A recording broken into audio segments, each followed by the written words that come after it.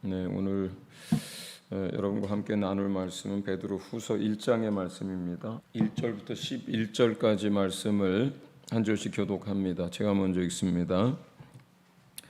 예수 그리스도의 종이며 사도인 시몬 베드로는 우리 하나님과 구주 예수 그리스도의 의를 힘입어 동일하게 보배로운 믿음을 우리와 함께 받은 자들에게 편지하노니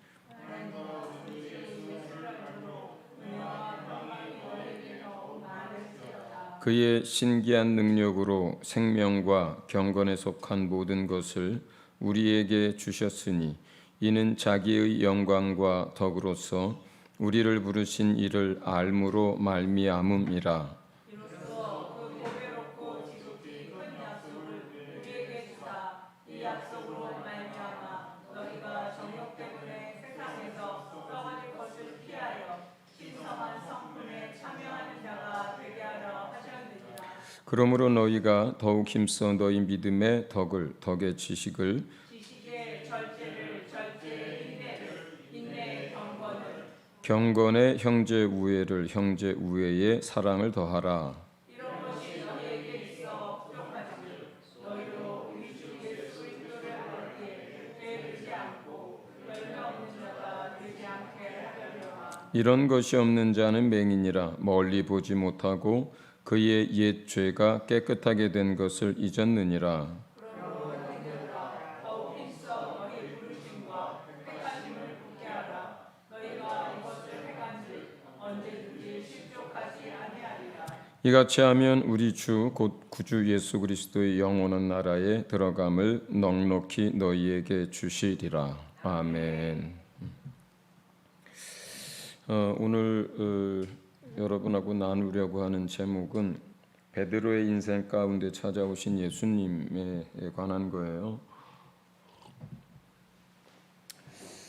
신약 성경에서 한 개인에 관해서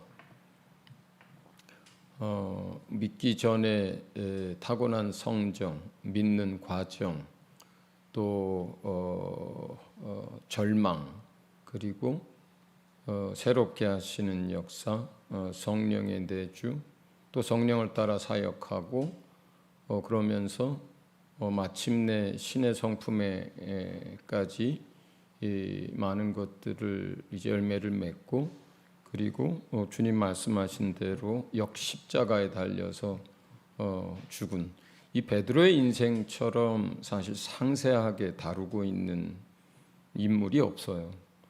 그러니까 바울 얘기를 많이 하지만 그것은 바울이 뭐 예수 믿기 전에 어떤 성정이라든가 그 다음에 그 사람의 성장에 관한 과정이라든가 이런 부분들은 사실 기록이 많지 않고 바울의 이야기는 그의 예수 그리스도 하나님을 아는 지식, 그 다음에 진리에 관한 것, 그 다음에 사역에 관한 것들이 많은 거지 바울 자신에 관한 것들이 그렇게 많이 기록된 게 아니에요. 그러니까 우리가 신약 성경 안에서 가장 많은 기록은 예수님 자신에 대한 기록이고요. 그 다음 어떤 사람에 대한 기록으로서 가장 많은 것은 베드로에 관한 기록이 가장 많습니다. 내면 깊이 주님을 사랑하고 사랑받았던 요한도 그 요한 자신의 이야기에 있어서는 몇 줄 되질 않아요. 그런데 사도 베드로는 사실은 굉장히 많은 것들을 기록하고 있습니다. 그 가운데 지금부터 좀 이렇게 설명을 드리겠습니다면 베드로의 인생 가운데는 아주 큰 어떤 신앙적 전환점을 맞이하는 사건들이 4번, 5번 이렇게 나와요. 그런데 이런 전환점을 맞이할 때의 모습들은 사실은 모든 예수 믿는 사람들도 그 과정을 겪어가는 그 과정들이거든요. 그러니까 베드로에게만 일어난 일이 아니라 사실은 예수님을 따라가고 또 그분의 모습을 닮아가기까지 그리고 자기의 역할을 다 감당하려면 대부분은 베드로가 겪었던 중요한 전환점에서의 이 모습들을 우리도 경험합니다. 그걸 경험해야 사실은 우리가 성장한다라고 할 수 있고, 그리고 그 과정들이 자기 자신의 인생 가운데 그럼 나는 어디쯤 있을까 한 번쯤 이렇게 체크해 보는 것이 굉장히 유익합니다. 자, 우선 베드로 이야기 좀 쭉 해볼게요. 요한복음 1장 1장 42절에 처음 이제 예수님하고 베드로가 만나는 장면이 나옵니다. 이때 예수님이 내가 요한의 아들 시몬이라는 사람인데 장차 너를 게바라고 부를 거라고 이렇게 얘기를 하죠.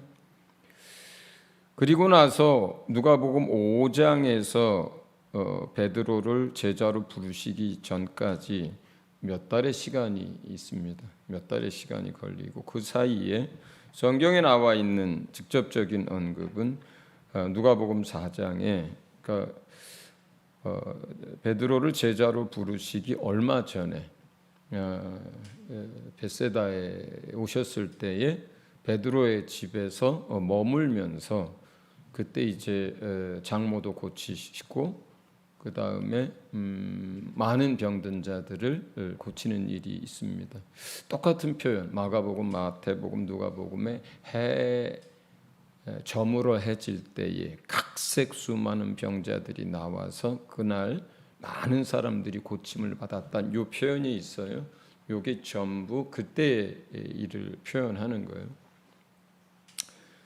그러니까 요한의 아들 시몬아 내가 너를 장차 게바라 하리라 할 때부터 그 다음에 나를 따르라 할 때까지 몇 달의 시간이 있는데, 그리고 이때에 예수님이 직접 베드로의 집까지 찾아오시는 일이 생겨요.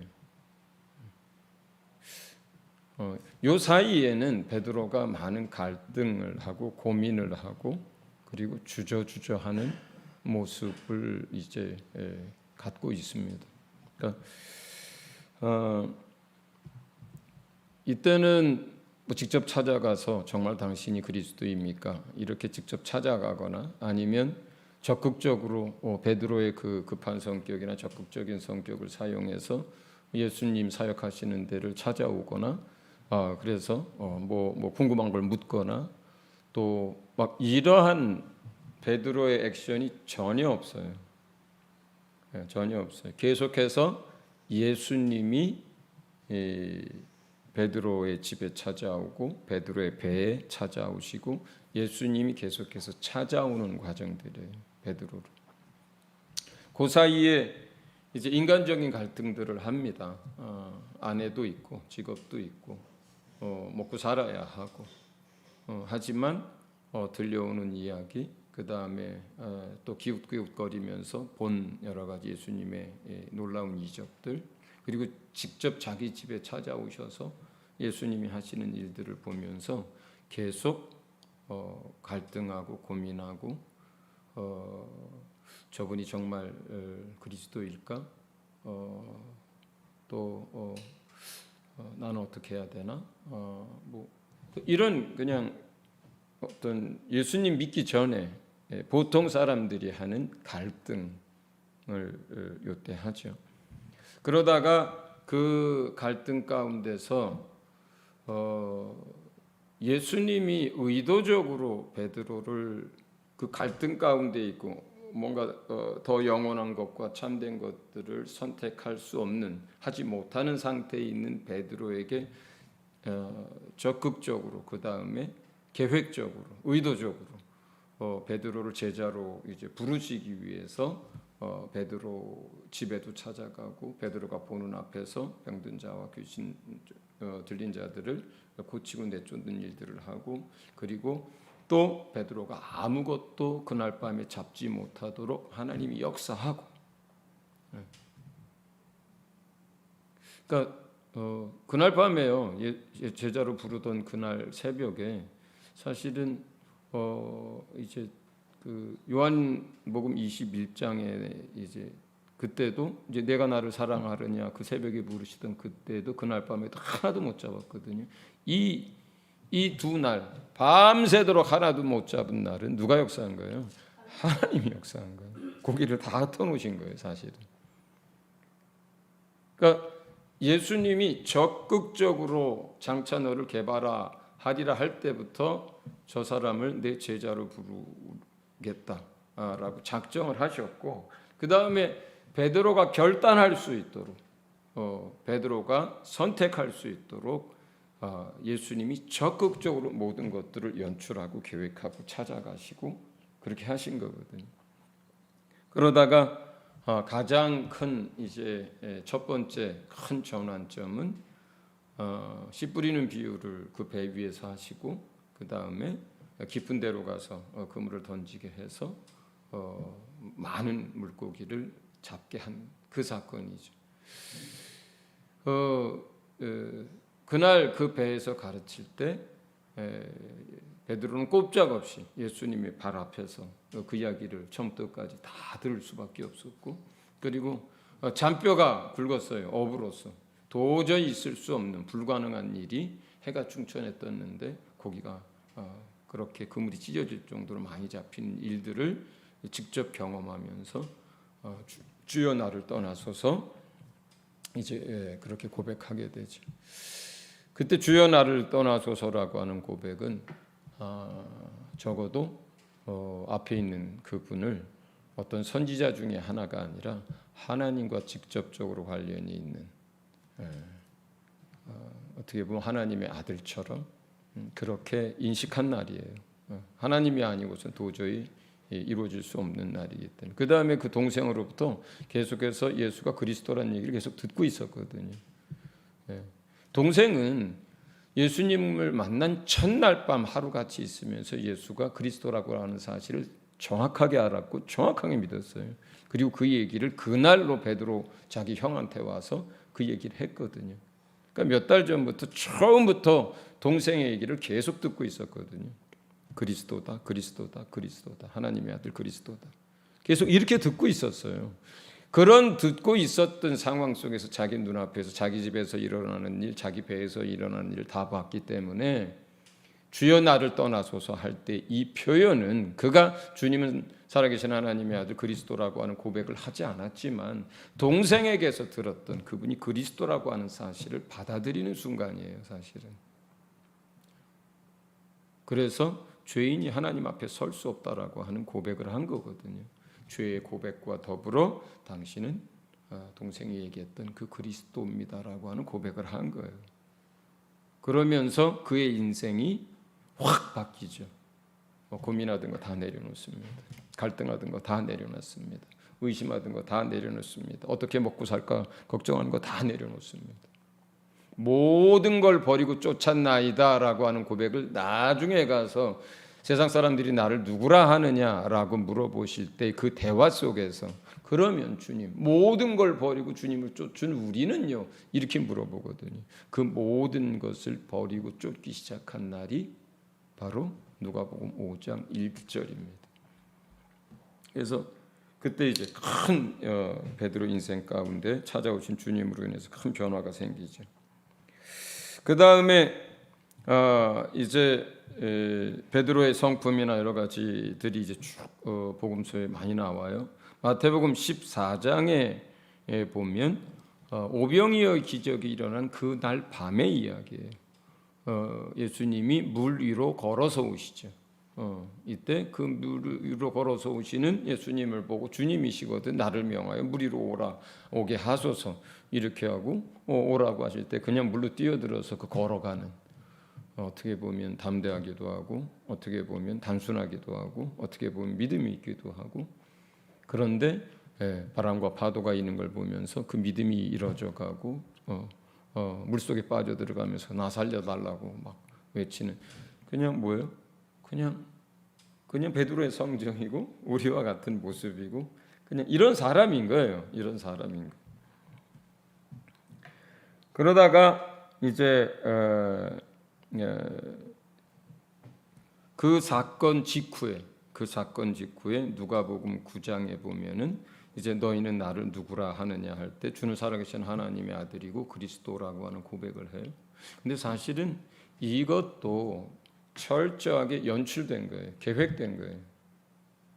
그러니까 그 믿음을 고백할 수 있도록, 사실 베드로뿐만 아니라 제자들이 다 같아요. 이 상황에서는 사실 베드로가 대표적으로 고백한 것이고, 그 믿음을 고백할 수 있도록 그 직전에 이제 예수님이 의도한 사건들이 있습니다. 오병이어의 기적을 일으킵니다. 그날 밤에 이제 무리를 걷는 것을 보여줍니다. 그리고 나서 직후에 이걸 물어본 거예요. 그러니까 믿음이 막 점프할 수 있도록 예수님께서 연타로 막 믿음을 부어주시는 거예요, 지금. 그래서 베드로 자신 안에 어떤 것이 일어났다기보다는 예수님에 의해서 그러한 믿음들이 계속 점프를 하고 자라가고 그 가운데 이제 물으신 거예요. 그리고 그 제자들이 믿음의 고백을 하게 되자 그때부터 그 제자들에게 어떤 믿음이 생기냐면 뭐냐면 예수가 하나님의 아들이고 그리스도라고 하는 분명한 믿음이 생긴 거예요. 그걸 다 확인하신 다음에 그때부터 이제 처음 예수님이 본인이 고난을 받게 되실 것과 죽임을 당할 것에 대해서 이야기 시작하거든요. 그 이야기를 했을 때 베드로가 뭐라 그래요? 막 흥분합니다. 흥분해가지고 항변했다 그래요. 마가복음 8장 31절 33절에 보면은 베드로가 예수를 붙들고 황변하매 이렇게 얘기해요. 우리로 치자면 약간 열받은 거예요, 베드로. 그래가지고 그걸 말이라고 하십니까, 주님? 그걸 지금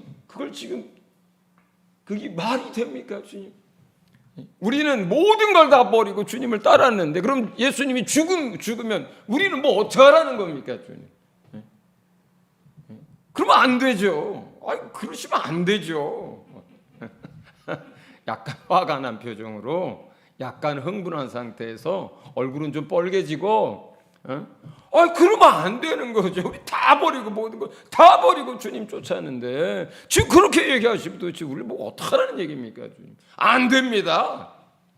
사탄아 물러가라. 그러니까 베드로의 그 사람으로서의 타고난 성정으로서의 또 혈기라든가 어떤 급한 거라든가 어떤 그런 것들이 고스란히 이제 나타나 있어요. 그리고 이제 누가복음 9장의 그 다음 장에 보면 변화산의 사건도 보면 우리가 여기 있는 게 좋고 주님을 위해서 모세를 위해서 엘리야에서 초막셋을 짓고 그러니까 이런 얘기할 때 성경은 뭐라고 얘기하냐면 자기가 지금 무슨 얘기를 하는지도 모르고 그냥 막 떠들고 있는 거예요. 그냥 베드로의 그런 여러 가지 모습들입니다. 모습들이에요. 그러다가 이제 요한복음 13장에 보면 예수님이 이제 어디로 가겠다고 하고 이제 잡히신다고 하고 할 때에 주를 위해서 내 목숨을 버리겠다라고 얘기합니다. 저는 늘 여러 번 말씀하셨지만 이거 진실한 고백이라고 생각하거든요. 객기로 한 얘기가 아니라고 생각해요. 진짜로 그럴 마음을 가지고 그렇게 고백한 거라고 저는 생각을 합니다. 그런데 마태복음 26장에 보면 베드로가 예수님을 부인하는데 세 번째 부인할 때는요 저주까지 하고 맹세까지 하면서 나는 그 사람을 알지 못한다고 얘기하거든요. 그리고 나서 그 얘기를 하고 나서 예수님 말씀이 생각났어요. 다 굴기 전에 내가 세 번 나를 부인하리라. 이 말이 생각이 나서 바깥에 나가서 어떻게 울어요? 마태복음 26장에 보면 심히 통곡했다 그래요. 내가 목숨을 버리고 목숨 걸고 당신을 지키겠다고 한 지가 불과 한 2시간이나 지났겠어요. 2-3시간이나 지났겠어요. 몇 달 후의 이야기도 아니고요. 내가 목숨 걸고 주님 지키겠습니다 라고 대답하고 나서 불과 몇 시간 후에 맹세까지 하면서 저주까지 하면서 내가 예수를 난 모른다라고 합니다. 그리고 나서 그 말을 하고 뉘우쳐서 바깥에 나가서 통곡을 하면서 웁니다. 저는 이것이 두 번째 큰 전환점이라고 생각합니다. 사람의 마음과 결심과 사람의 성정과 사람의 능력으로 주를 따를 수 없다는 것, 주의할 수 없다라고 하는 것을 사실은 처절하게 깨닫고 경험하는 일이 있어야만 합니다. 그것이 자기 죄 문제로 인한 것이든 넘어진 것으로 인한 것이든 사역하면서 실패로 인한 것이든 그거는 사람마다 다 다양합니다. 그런데 사람은요 그냥 알아서 주님 말씀이 그러니까 나로선 주를 위해서 아무것도 할 수 없고 그냥 나는 아무것도 아니고 나는 무익한 종이라고 하는 것을요 그냥 깨닫는 사람은 없습니다. 그런 사람이 없어요. 인간의 성정은 그렇지 않아요. 우리가 주님을 만난 후에도요 베드로가 가졌던 열정을 가지고 베드로가 가졌던 결심을 가지고 베드로처럼 타고난 성정을 가지고 주님을 따르고 주님 일 열심히 할 수 있습니다. 그러나 적어도 저는 그렇게 생각해요. 반드시 겪어야 할 과정, 그리고 우리 신앙에서 큰 전환점, 나는 무익하구나, 나는 주를 떠나서 아무것도 할 수 없구나, 내가 가지고 있는 나의 성정과 나의 경험과 나의 열심과 나의 결단으로는 할 수 없구나, 주님을 따를 수 없구나, 이걸 알아야만 합니다. 알아야만 합니다. 그리고 그때 이것처럼 통곡하는 일이 있든 아니면 부끄러움을 당하든 아니면 좌절을 하든 아니면 골방에서 무릎을 꿇고 눈물을 흘리던 이걸 아주 분명하게 자각을 하는 때가 있어야 합니다. 그렇지 않으면요 그 전까지는 사람이 가지고 있는 성정을 가지고 주님을 사랑합니다. 주님을 위해서 일합니다. 주님을 위해서 결단합니다. 주님을 위해서 열심을 냅니다. 저는 베드로의 이런 모든 고백들 다 진실한 고백이라고 생각해요. 그것 하나 어느 것 하나 과장한 게 아니라고 생각해요. 그러나 주님은 이런 고백이 나올 수 있도록 이러한 좌절과 실패를 할 수 있도록 주님은 어떻게 한 거예요? 허용하셨어요. 그리고 미리 얘기까지 해줬어요. 언제 얘기해요? 내가 목숨 걸고 주님을 따르겠나이다라고 할 때 주님을 지키겠나이다 할 때 미리 얘기까지 해줬어요. 그리고 그건 누구에 의해서 그렇게 좌절하고 넘어진 거예요? 원수가 밀가부로 타면서 넘어진 거예요. 그것까지 다 알고 있었어요. 그리고 그걸 위해서 기도했어요. 그리고 그걸 그냥 놔뒀어요. 그리고 세 번째 부인할 때 예수님이 뒤돌아봤습니다. 예수님의 눈과 베드로의 눈이 짜잔 마주칩니다. 그리고 그때 예수님이 하신 얘기도 기억이 납니다. 그 순간에. 그 전까지는 목숨이 위태로우니까 얼떨결에 부인하고 얼떨결에 빠져나가려고 하고 피하려고 했던 그런 행동들이었고 지극히 인간적이죠. 이걸 뭐라 하면은 저는 그게 더 이상해요. 이걸 뭐라 하면 베드로 봐라 이렇게 얘기하면 난 그게 더 이상해요. 그렇게 말한다면 아직 사람이 자기 자신이 누군지 모르는 사람이라고 생각해요. 이건 너무나 자연스러운 이야기예요. 인간의 성정으로서. 그때 눈과 눈이 마주치고 그때 예수님이 한 이야기가 생각이 나고 그때 주님의 눈빛과 그 모든 게 다 기억이 났을 거예요. 주님은 어떤 눈빛으로 쳐다봤을까요? 저는 그 눈빛 안에는 비난도 없었고 정죄도 없었고 그것 봐라 이놈아 이런 얘기도 그런 의도도 전혀 없는 눈빛이었을 거라고 생각해요. 베드로에 대한 기대를 여전히 가지고 있고 베드로에 대한 사랑을 여전히 담고 있고 베드로를 위해서 기도하는 심정의 눈빛이었다고 저는 생각을 하거든요.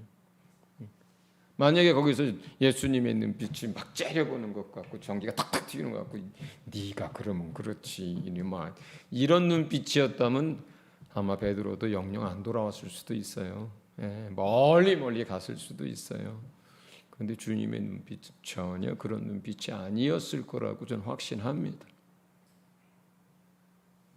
사랑 가득하고 긍휼 가득하고 그에 대한 소망과 믿음을 잃어버리지 않고 또 그 나약함에 대해서 측은히 여기고 그를 위해서 돕고자 하고 하는 그런 눈빛 그대로였을 거라고 생각해요.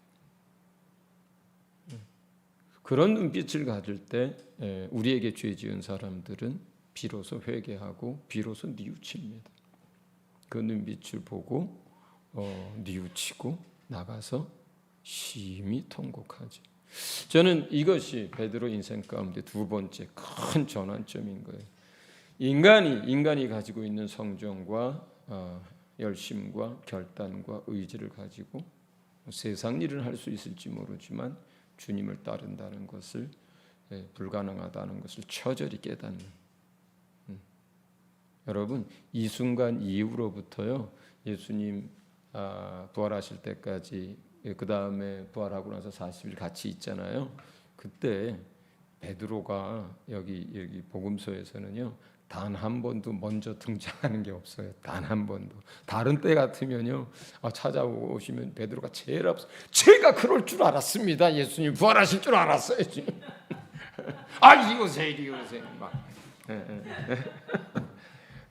뭐 고기 잡으러 갈 때 고기 잡으러 가긴 무슨 고기를 잡으러 가. 예수님 부활하셨는데 막 기다려.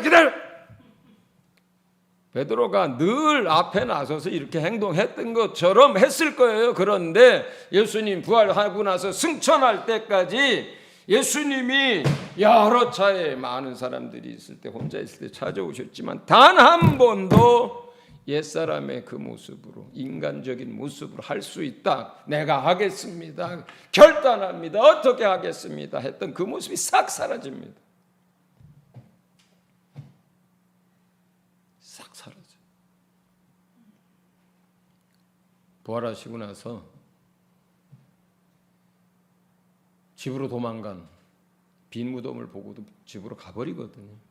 왜냐하면 그거는 믿음의 문제가 아니라요. 저는 인간이 가지고 있는 이성의 한계 문제라고 생각해요. 믿음이 없어서 돌아갔다 이렇게 물론 예수님은 제자들에게 찾아가서 그 믿음이 없는 걸 심히 경책하고 꾸짖거든요. 저는 그러나 한편으로 그것이 믿음이 없는 건 맞는데 부활이라고 하는 것이 인간의 이성의 상식에 넘는 사건이거든요. 그래서 저는 베드로 편이에요. 그럴 때도 예수님은 막 믿음이 없다고 막 꾸짖으시지만 그러나 그때 집으로 돌아갔다고 얘기해요. 빈 무덤을 보고. 근데 어떻게 해요? 베드로가 믿음이 있었다면 예수님이 약속하신 갈릴리 그 산으로 달려갔겠죠. 그러나 갈릴리 그 산으로 가는 대신에 빈 무덤을 보고 베드로는 집으로 그냥 갑니다. 예루살렘에도 집이 있었나 봐요. 그때 어떻게 해요? 성경에 보면 엠마오로 가는 그 두 자에게 나타나셨던 그 주님이 누구에게도 나타나셨다 그래요? 베드로에게도 보이셨다라고 성경은 기록하거든요. 그 첫날 제자들이 다 모이기 전에 저녁에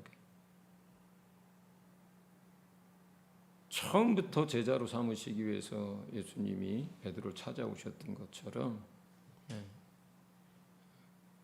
예수를 부인하고 저주하고 그리고 그 부활을 여전히 믿지 못하고 그냥 마음에 충격받고 놀라기만 한 상태에서 집으로 간 그 베드로에게도 예수님이 먼저 찾아옵니다. 베드로에게. 근데 무슨 얘기를 했는지 베드로가 어떤 반응을 보였는지 성경은 기록하지 않아요.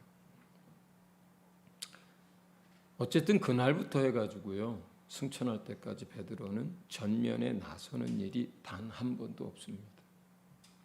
베드로가 예수님에게나 제자들에게나 아니면 뭘 어떻게 하자라고 한 얘기도 단 한 번도 없어요. 제자들이 모였을 때 예수님이 찾아오셨을 때도 여러 차례 찾아오셨을 때도요 베드로는 저 옆에서 조용히 예수님의 하시는 말씀을 듣고 또 제자들 가운데서도 조용히 있습니다. 나서지 않습니다. 한 번도 안 나서.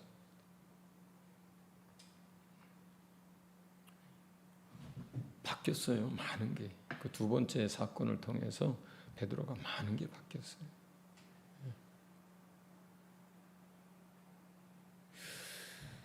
자, 그리고 나서 이제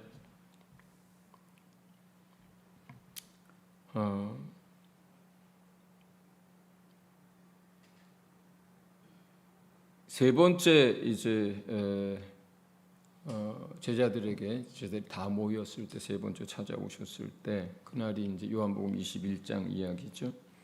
그날 예수님이 세 번이나 내가 나를 사랑하느냐라고 이렇게 묻죠. 이 상태에서 베드로는 이제 근심하면서 내가 주님을 사랑하는 줄 주께 아시나이다 이렇게 얘기해요. 세 번이나 물으면서 세 번을 연거푸 물으셨기 때문에 같은 질문으로 자연스럽게 자기가 세 번이나 예수를 부인했던 것들도 다 떠올랐을 거고 이때 베드로는 주님을 사랑하는 마음을 그대로 가지고 있는 상태에서 마음의 상처와 후회를 간직한 채 스스로는 일어설 수 없는 상태에 있어요. 그러니까 주님을 사랑해요. 그런데 그 안에 상처와 아픔들과 주님 앞에서 자신이 했던 그런 것들 그대로 가지고 있어요. 아픔과 상처와 그 다음에 주님을 사랑하는 마음을 그대로 가지고 있어요. 이 상태에서 스스로 이날 이때까지 주님 앞에 나서지도 못하고 제자들 앞에 나서지도 못하고 스스로 일어설 수 없는 상태로 있어요. 주님을 사랑하면서도 그 아픔과 상처와 부끄러움과 이런 것 때문에 일어설 수 없는 그 베드로에게 주님이 이 질문들과 이 과정을 통해서 상처를 치료하고 그래도 나는 너를 신뢰해. 그래도 너는 나의 제자야. 나는 너를 믿고 또 너를 신뢰하기 때문에 내 양을 너에게 맡길 거야. 내 양을 쳐다오. 내 양을 길러다오. 이런 과정을 통해서 뭐예요? 상처를 치유받고 용기를 얻고 그가 무엇을 해야 되는지를 잡고 비로소 일어섭니다. 우리에게 필요한 세 번째가 이거예요. 주님 앞에서 받은 내가 실패로 인해서 받은 상처가 됐든 내가 주님을 따른다고 하고 주님을 위해서 열심히 일한다고 하면서 또 인간적인 연약함으로 인해서 반복되는 넘어짐 때문이든 아니면 그 사역을 하다 크게 한번 육체 정욕이든 뭐 물질에 대한 것이든 인간의 교만이든 무엇이든 크게 실수를 했든 그것으로 인해서 내가 이제 어떻게 주님을 위해서 일할 수 있을까? 난 주님을 사랑하는데 또 그 일이 얼마나 귀한 줄 아는데 그러나 나 같은 사람이 주의 은혜를 받고도 이렇게 처참하게 무너진 나 같은 사람이 이렇게 반복해서 쓰러지는 나 같은 사람이 어떻게 주님의 일을 할 수 있을까? 그래서 그런 연약함과 아픔과 실패의 경험, 주님을 사랑하는 그 마음들, 그 상태에서 일어서지 못하고 있을 때 주님이 일으켜 주시는 그 경험이 필요해요, 사실은. 그 경험이 필요해요. 보통 사역자들은 성도들이 알지 못하지만 이런 경험들을 주님 안에서 대부분 다 겪습니다. 사역자라고 뭐 타고난 성정이 뭐 이렇게 다르겠어요. 주의 일을 하는 사람이라고 해서 뭐 이렇게 다르겠어요. 또 놀라운 기적들을 경험하고 주님을 친밀히 경험한다 한들 뭐 이렇게 다르겠어요. 그 성정이야 다 거기서 거기지. 결국은 주님을 따르면서도 결국은 넘어지고 반복해서 넘어지다가 언제쯤인가는요 큰 실수를 하거나 아니면 반복되는 자기의 연약함에서 스스로 무릎 꿇게 되는 일들이 생겨요. 주님을 위해서 살고 싶고 그것이 얼마나 귀하다는 걸 알지만 스스로 용기를 낼 수가 없는 상황이 돼요. 그걸 할 수 없는 때가 돼요. 예. 주님이 날 사랑하느냐고 물으면 사랑한다라고 변함없이 말할 수 있지만 그러나 일어설 수 없는 때가 있어요. 사역자로서.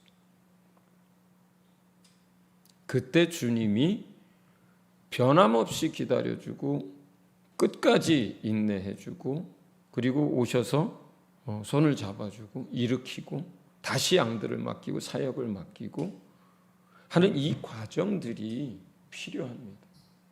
그 과정들이.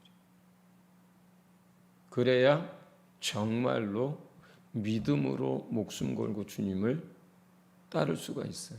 사실은. 이게 사실은 이제 세 번째 제가 보는 베드로의 인생 가운데 큰 전환점이에요. 큰 전환점. 두 번째 부인하고 인간으로서 아무것도 할 수 없다는 것과 이건 다른 거예요. 그건 다른 거예요. 두 번째 전환점은 정말로 사람의 힘과 사람의 능력으로는 사람의 것으로는 주님을 따를 수 없다라고 하는 절망이지만 이 세 번째에는 주님을 사랑하고 그리고 자기 자신이 가지고 있는 그 연약함과 실패 경험들 속에서 일어나지 못하고 있는 그 상황을 말하는 거예요. 그럴 때 주님이 일으켜 주시는 상황이 필요해요. 그 경험이 필요해요. 그리고 이제 네 번째 변화는 성령이 임하시는 것으로 일어난 변화예요. 보혜사 성령이 그에게 임했을 때 이제 우리가 사도행전 2장에 보면 베드로가 이제 소리 높여 외치는 그날에 믿는 자의 수가 3,000명이나 더하는 역사가 일어납니다. 그 일이 있고 나서 바로 직후에 성전 미문에 앉았던 나면서부터 걷지 못하는 사람이 예수의 이름으로 그 손을 잡아 일으킬 때 일어난 일이 일어납니다. 그리고 바로 그 다음 사도행전 3장에서는 그날 이제 베드로가 이 사건을 계기로 해서 수많은 사람들에게 이제 설교를 할 때 5,000명이나 변화되는 역사가 일어납니다. 그리고 그 다음 또 4장에 보면은 이제 백성의 지도자들, 뭐 대제사장들 앞에서 우리는 목숨 걸고 너희 말이 아니라 하나님 위에서 사는 사람들이기 때문에 우리가 보고 들은 것을 말하지 않을 수 없다. 그 얘기는 뭐예요? 그 전에 예수님 같은 상황이면 그냥 똑같이 죽임을 당할 수 있는 상황이거든요. 지금 베드로가. 그러나 그 상황에서 그 전에는 부인하고 저주하고 도망갔었지만 그러나 성령 받고 나서 여기 상황은 뭐예요? 이거는 정말 그렇게 한 거예요. 이날 대제사장이나 제사장들이 마음만 먹었으면요 베드로 그냥 죽입니다. 어떤 죄를 뒤집어 씌우든 간에 목숨 내놓고 한 얘기예요. 이거는 지금. 자 그런가 하면 자 이거는 이제 그런 앞에 이런 변화들을 겪고 주님이 일으켜 주시고 치유하시고 이제 성령을 받은 상태에서 성령으로 일해가고 있는 상태죠. 근데 성령으로 일해가는 상태라고 해서 그러니까 그 앞에 내가 인간의 성정으로는 주님을 따를 수 없다는 것을 처절히 알고 그리고 내가 주님을 사랑하지만 내 안에 있는 상처와 많은 인생의 굴곡들 때문에 일어서고 싶어도 못 일어나는 이 상황 속에서 주님이 일으켜 주시는 경험이 있고 그 다음에 그 안에 성령이 임한다고 해서 그 다음부터 탄탄대로로 옛사람 다 잊어버리고 주님의 사람으로 일할 수 있느냐? 전혀 그렇지 않은 거예요. 여기서는 주의 일을 할 때 또 어떤 프로젝트를 할 때 주님이 나를 통해서 성령이 역사하는 일과 내 옛사람이 공존하는 상황이에요. 여기서는. 주의 일은 주님이 계획한 것이라면 주님이 합니다. 그렇다고 해서 내가 인간이 가지고 있는 성정이 다 어디로 간 게 아니에요. 그대로 그 성정은 성정대로 내 안에서 역동을 하고 또 성령은 성령대로 나를 통해서 일하시는 이 공존하는 일들이 같이 진행이 돼요. 그게 대표적으로 아나니아 그리고 아나니아 아내 사건입니다. 그리고 그 후에 뭐예요? 안디옥에서의 사건이에요. 저는 생각해 봅니다. 베드로가요, 예수님 모른다고 맹세하고 저주하고 나서 며칠 지나지도 않았어요. 사실은 얼마 되지도 않은 이야기예요. 한 달? 2달? 아나니아 사건 자체가. 그런데 재산 다 파는 것 중에서 얼마 숨긴 거 가지고 글쎄요, 옳고 그른 걸 떠나서 이렇게까지 할 필요가 있었을까 싶을 정도라고 생각해요. 저는. 자기도 뭐 예수님 부인하고 막 맹세하고 저주하고 뭐 그랬던 시간이 뭐 불과 뭐 한 달포나 지났을까요? 2달이나 됐을까요? 3달이나 됐을까요? 아나니아는 그렇다고 쳐요. 그냥 거기서 넘어갈 수도 있잖아요, 목회적으로. 아나니아 죽었는데 몇 시간 있다가 아나니아의 아내가 들어와요. 그러면 사실 거기다 대고 또 그렇게 안 해도 되잖아요. 네 남편이 그런 일로 지금 죽었고 사람들이 네 남편을 장사하고 왔다. 그냥 여기서 끝내도 되잖아요, 이렇게. 그런데 그 아내에게 똑같이 다시 묻습니다. 그리고 똑같이 죽습니다. 물론 이런 일들이 이루어질 수 있었던 것은 성령의 엄청난 드러난 역사가 계속되는 상태였기 때문에 그 거룩함과 성령을 속이고 하는 이것들이 다른 상황과 굉장히 달라요, 영적으로. 그래서 사람이 죽는 일들이 일어났지만 목회적으로 생각을 해본다면 어쨌든 양이잖아요. 양이잖아요. 남편 하나 죽었으면 됐잖아요. 제 인간적인 생각을 하는 건가요? 어쨌든 저는 그렇게 생각해요.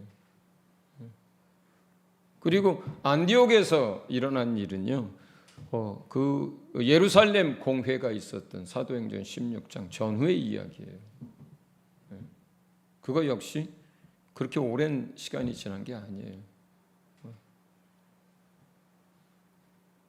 글쎄 뭐 얼마나 됐을까요? 예수님 부활 승천하시고 나서 사도 바울이 이제 본격적으로 이제 그 전도 여행을 시작한 게 AD 40년대 후반이거든요.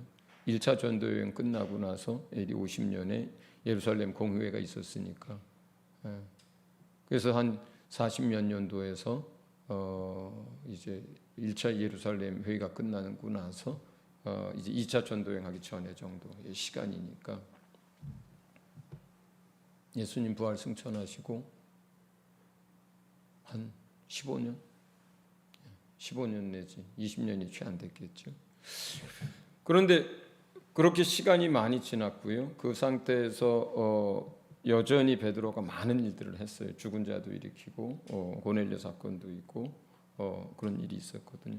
그렇지만 여전히 그 시간이 지났지만 이방인의 집에 들어가서 밥을 먹다가 유대인들이 이제 그 자리에 오게 되니까 외식하는 일들이 생겨요. 그 자리에서 빠져나와 가지고 이방인들하고 안 먹은 척하다가 사도 바울한테 된통 공개적으로 질책을 받는 일도 생기죠. 그런데 저는 이때쯤에서 이미 중요한 변화가 그 어간에 있었다고 보여요. 첫째는 예루살렘 공의회 사건이나 이 안디옥에서 책망받았던 이 사건. 그러니까 외식한 건 잘못한 건데요. 또 다른 것이 보여요. 어떤 게 보이냐면 굉장히 중요한 변화인데 그 지나간 10몇 년의 시간을 통해서 일어난 변화라고 생각해요. 그 두 사건을 통해서 제게 보여지는 것이 하나는 예루살렘 공회가 있을 때요. 거기에서 이제 이방인들에게 뭘 허용하고 뭘 이제 제한할 건가에 대한 다툼이 일어났을 때 그 이전에 베드로 같으면요. 사실은 거기서 성령 충만하고 막 역사를 일으키고 하던 베드로 그리고 그 이전의 성품을 가지고 성령의 역사와 그 안에 있었던 옛사람의 그 인간적인 것이 같이 공존한다 그랬잖아요. 그게 그대로 남아 있었다면은 베드로가 큰 소리 쳤을 상황이에요. 이미 고넬료 집 사건을 통해서 하나님이 분명히 보여줬고, 그리고 베드로가 사실은 첫 번째 사도에 가깝잖아요. 그리고 예루살렘 교회에 사실은 지도자 역할을 했었잖아요. 그런데 거기서요, 막 장로들이나 다른 사람, 사도들과 막 이런 사람들이 혹신각신하고 그것 가지고 할 때 자기의 것들을 주장하고 경험한 걸 가지고 밀어붙이고 리더십을 발휘해서 그렇다 저렇다 이렇게 나서질 않아요. 야고보에게, 예수님의 친동생 야고보에게 많은 것들을 허용하고 또 그 의견을 따라주고요. 또 거기서 또 베드로처럼 고넬료 집의 것들을 경험하지 않은 사람들이 여전히 율법적인 율법 하에서의 크리스찬으로서의 어떤 이런 걸 막 주장할 때 거기다 대고 막 나서 가지고 막 그렇게 안 하거든요. 그런데 그 일이 있고 나서 안디옥에서 사실은 사도 바울과 비교한다면 먼저 예수님을 알았고 직접 예수님과 공생애를 살았고, 그리고 제일 먼저 사도로 세움을 받았고, 그동안 사도 베드로 중심의 이방 선교 또 유대인 선교가 계속 되던 때거든요. 그런 상태에서 공개적으로 그냥 사도 바울도 그렇지, 그런 일이 있으면 그냥 잠깐 데리고 가서 이렇게 당신 그러면 되냐고 하는 것도 아니고 대놓고 사람들 앞에서 면박을 주거든요. 그러면 옛날에 베드로 같으면 거기서 푹 한번 했어야 정상이에요. 그게 아니고 이렇게 할 수도 있고, 아니면 인정을 하더라도 얼굴이 시뻘개져 가지고 막 거기서 이 바울 데리고 나와서 내가 그랬기로서니 당신 그렇게 사람들 앞에서 나를 면박을 주고 이렇게 창피를 주면 되냐고 이렇게도 얘기할 수 있죠. 그런데 그런 상황에서 그대로 그런 책망이나 부끄러움을 그대로 수용합니다. 예루살렘 회의에서도 그렇고 안디옥 사건에서도 그렇고. 전 이거를 누가복음에서 예수님이 말씀하실 때 나를 따르려면 모든 것을 버리고 자기를 부인하고 이 부분이 이루어지는 때라고 저는 이해를 해요. 사도 베드로에게서 너무너무 중요한 거죠. 성령의 사람으로 예수님을 따른 지 10여 년 정도 지났을 때 베드로는 옛사람의 성정대로 사역하거나 사람을 대하거나 부끄러운 일 당했을 때 대처하지 않는 거예요. 자존심, 자기의 위치, 자기의 영향력, 나이, 그리고 자기가 그동안 해온 사역의 어떤 열매들, 이런 걸로, 이런 것으로 자랑하거나 이런 것으로 맞서거나 이런 것으로 주장하거나 이런 것으로 자기의 어떤 것을 드러내서 다투질 않는, 그러니까 모든 것을 버리고 정말로 그 안에는 자기의 생각, 자기의 방법, 자기의 자존심, 자기의 세상것, 자기의 옛사람의 모습들 다 버리는 걸 말하거든요. 그 상태에서 모든 것을 버리고 자기를 부인하고 주님을 따라가는 한 사람을 봅니다. 저는.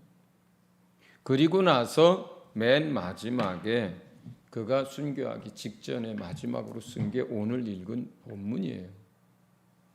오늘 읽은 본문이에요. 그렇게 자기를 부인하고 그 후로 약 20년 정도의 시간이 지납니다. 베드로가 로마에서 십자가에 거꾸로 달려서 죽임을 당한 게 예수님 부활 승천하시고 나서 약 36년 지난 때라고 기록이 되어 있더라고. 36년이 지났어요. 자기를 부인하고 주님을 그렇게 따르고 또 그런 모습으로 사역을 한 지 대략 한 20년 정도가 지난 상태예요.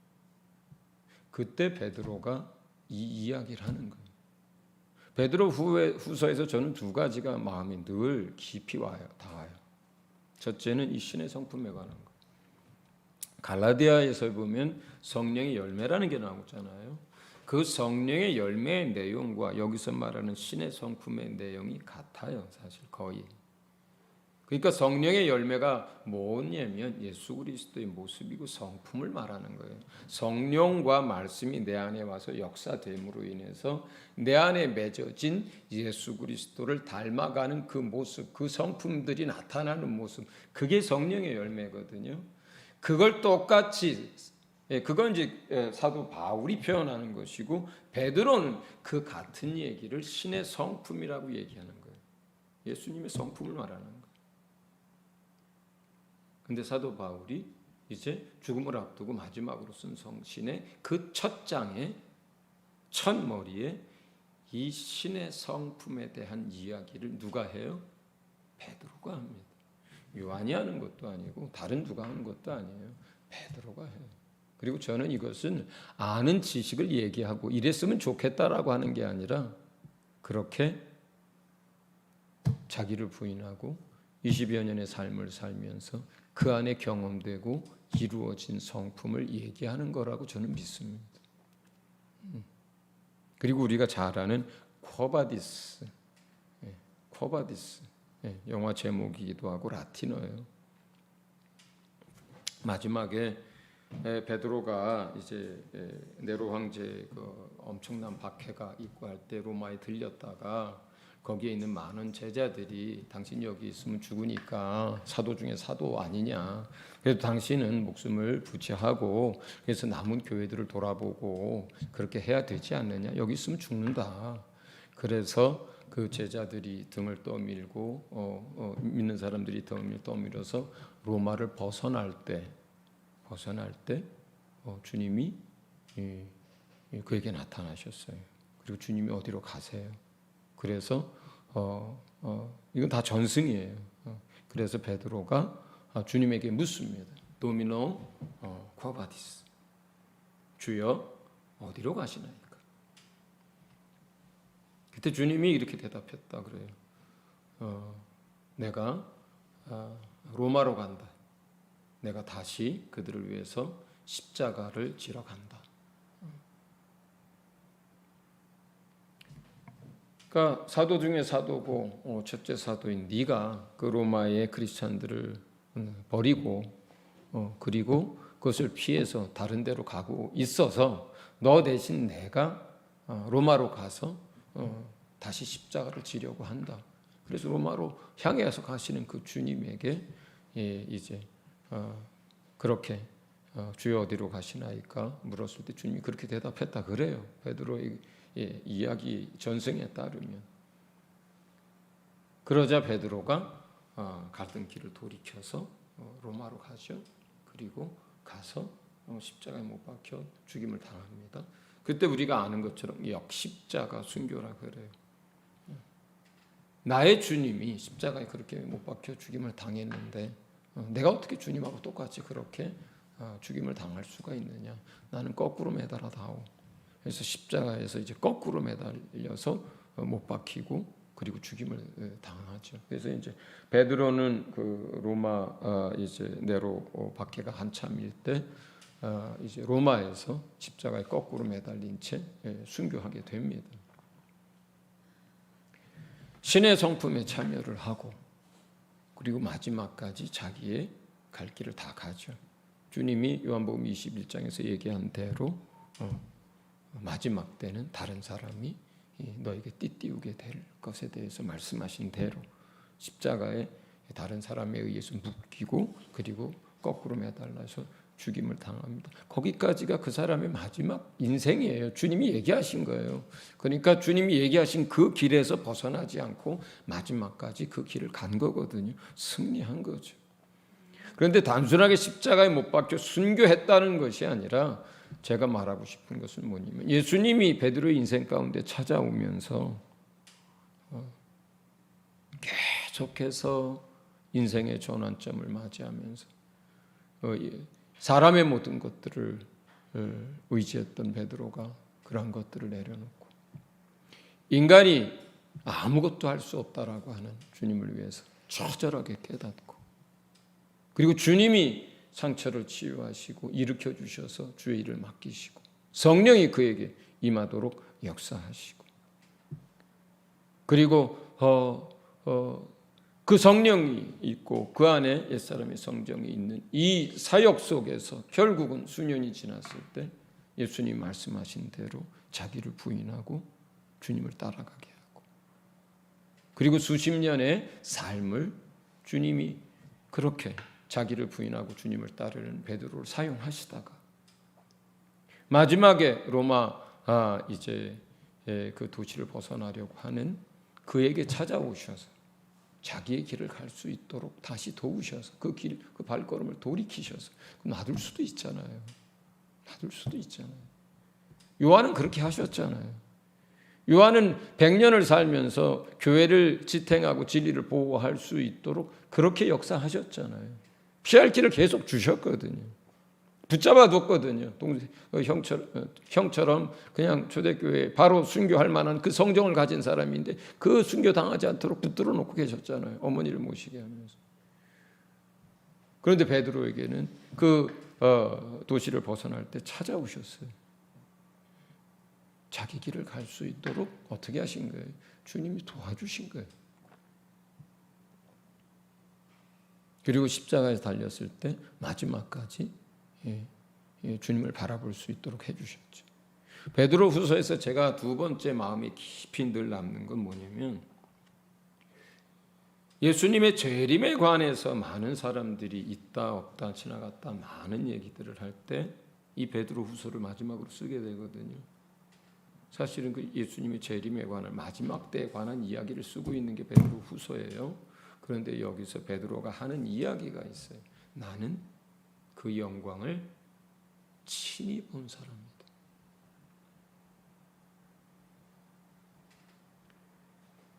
변화산 사건을 얘기하는 거예요. 베드로후서에서 하는 얘기. 변화산에서 예수님의 그 영광의 모습을 봤잖아요.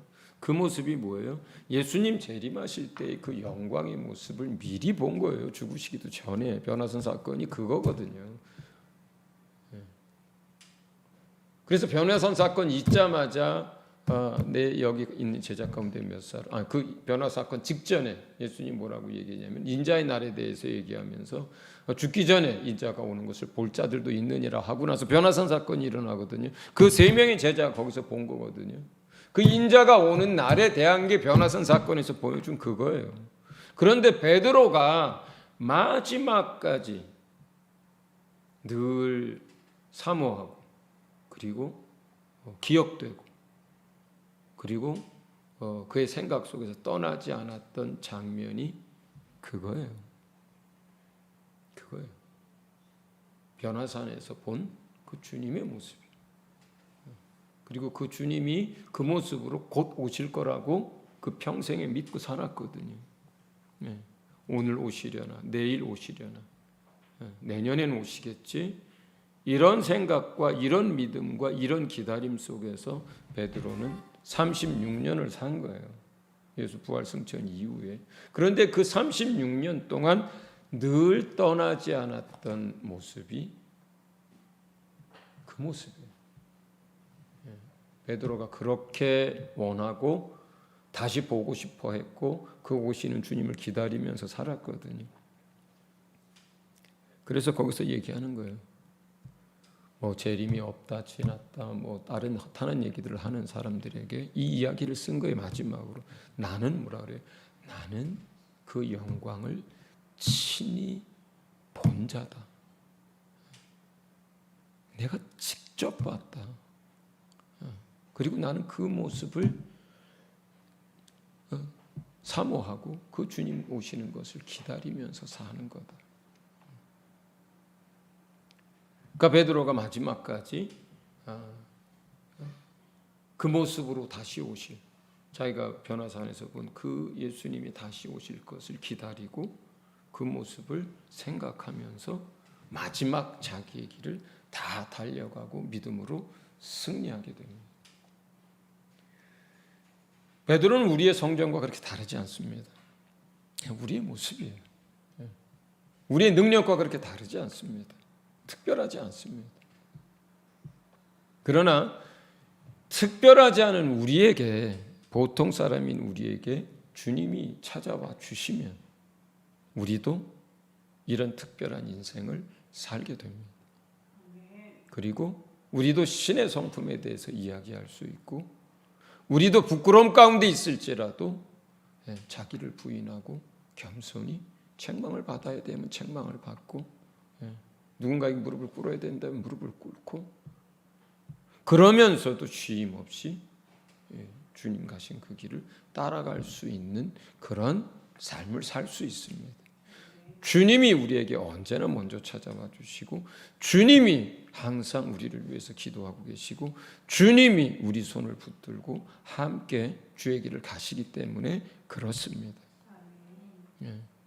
때로는 우리가 힘들어서 로마 도시 밖으로 우리가 피하고 싶을 때도 있고, 한 걸음을 그렇게 뗄 때도 있지만, 그럴 때도 주님이 우리를 찾아오셔서 우리가 가야 할 그 길을 갈 수 있도록, 네가 그 길을 가면 내가 너 대신에 로마로 가서 다시 십자가에 못 박히마, 이렇게 얘기를 하시면서까지 우리가 우리의 갈 길을 갈 수 있도록 돕고, 우리를 끌어가시는 주님, 그분이 우리의 예수님이신 줄 믿으시기 바랍니다.